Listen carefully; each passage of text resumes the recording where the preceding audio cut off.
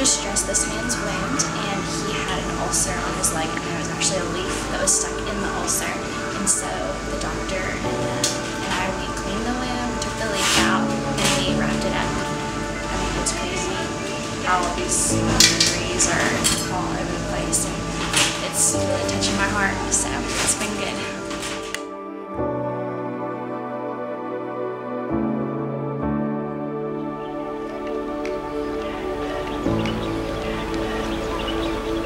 First day, I went with Maddie and Kennedy and all the guys to go mix concrete to add on to the hospital. That was really fun, but it was a lot of work. It was really hard.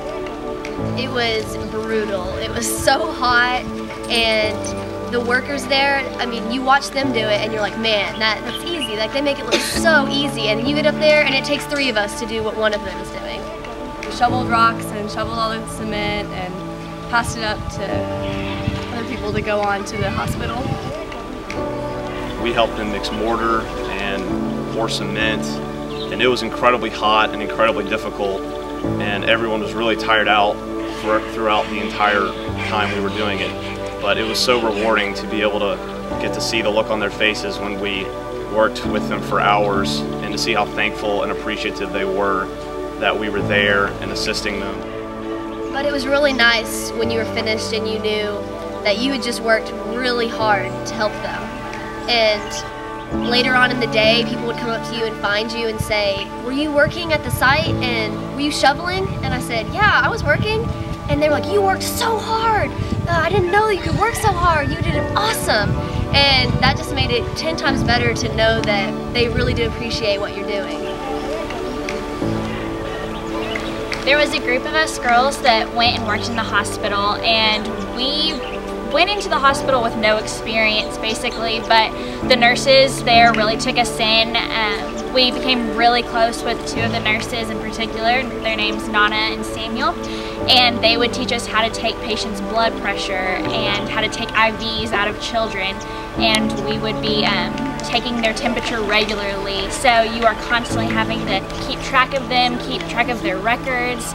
And so I mean, it's a really big job, but one of the nights, Ashley Webb, Gabby Rosales, and I, we spent the night at the hospital, and we worked all night long, and that was something that I will never forget, because we would go and we would check the blood pressure and the temperatures of all the tiny little babies, and then when they were sleeping, we would get to talk with the nurses and just have a relationship with them and talk to them about Jesus, and it was definitely something that I will never forget.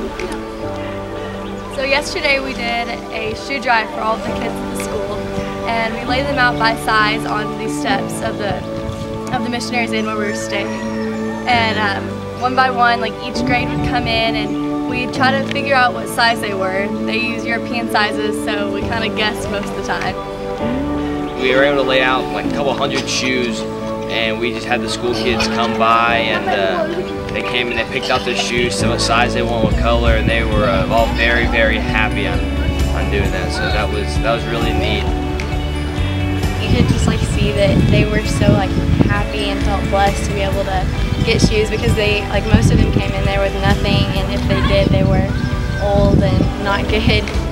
Even if they like didn't fit perfectly, they were just like super happy to have them. We were able to get almost all of the kids a new pair of shoes for them to wear, and some of the kids we ran out of sizes, and that was really heartbreaking having to send them away empty-handed. But the look on those kids' faces when they got one that fit perfect was like, it was priceless. My favorite part on this trip so far has been definitely when we paraded to the sports day with everybody in the village. It was really fun and festive and very exciting, and just seeing everybody just elated to be a part of a sporting event. It just made my day, and I loved every part of it.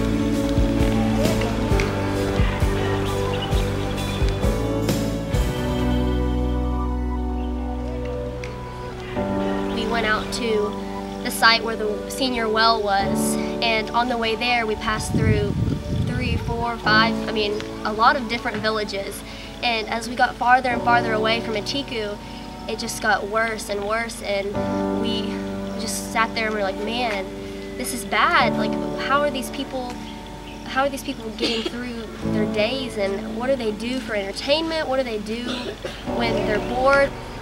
Then I realized it's the people. I mean, it's community. When that's all you have, it's really important. In the midst of all this poverty, they're dancing, and we brought them things, and we gave them new shoes and new clothes and toys, and yeah, they thought that was really cool, but they were more interested in us as people, and I thought that was insanely cool. They wanted to know about us, they wanted to know our names, what we like to do, they wanted to see us dance, they wanted to take pictures with us, and community is just a really big idea. It's a reality in Ghana.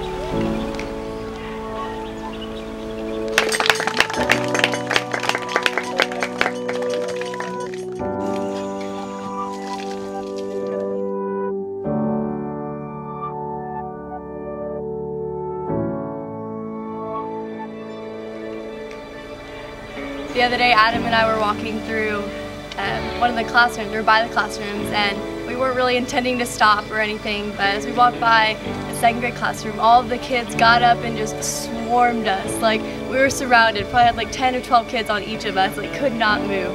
And they were just hugging us and just saying, "Bruni, Bruni," and they're so precious. I love like when we're walking the streets and the kids will just run up and want to touch you because you're white, or just like smile at you even if they can't speak English. Like, you can just feel their love, and they're so like welcoming and like having us here. Everything that we do, they are so thankful for, and they're so joyful all the time. It's kind of hard to comprehend. It's pretty amazing. It was the first day that I noticed when I was teaching in class, there's some kids just watching in the classrooms, and Solomon was one of them, and he kept saying, what did you keep saying? No school? I know, go to school. And so I just started praying about it along with other people. And yesterday night, we talked about how this kid is such a leader and he could be the next Lawrence or Duro. And then we found out that Lawrence is actually going to sponsor him to go to school. And so today he kept saying, I go school? Yes, I go school, I go school. And today we bought him some new shoes so he can go to school. And we're really excited about that. Whenever you'd go into the classrooms or walk around the village, no matter what the conditions were, if it was really hot or raining, the people just had so much joy. It's easy for us to think about all the negative things like the heat or the sun, but anybody that you talk to in the village or in school, they're always so happy. Even though I'm not much of a people person, you can't not be happy when you're around these kids. The kids are so adorable, and that was a really awesome experience, getting to be with the kids and teach them. Since I've been in Ateiku, I've just noticed how they have so little, but they're appreciative of every little thing that they get, whether it's the t-shirts or the toys or just something as simple as a toothbrush. They make the best of whatever it is, and that's something that I'll always remember.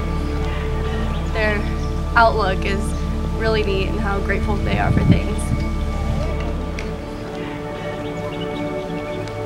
It was just really incredible to see how we were making a tangible difference in the lives of this community, and not just coming here to be tourists and to see the place, but to actually come and work hard and to be able to see what a difference we're making.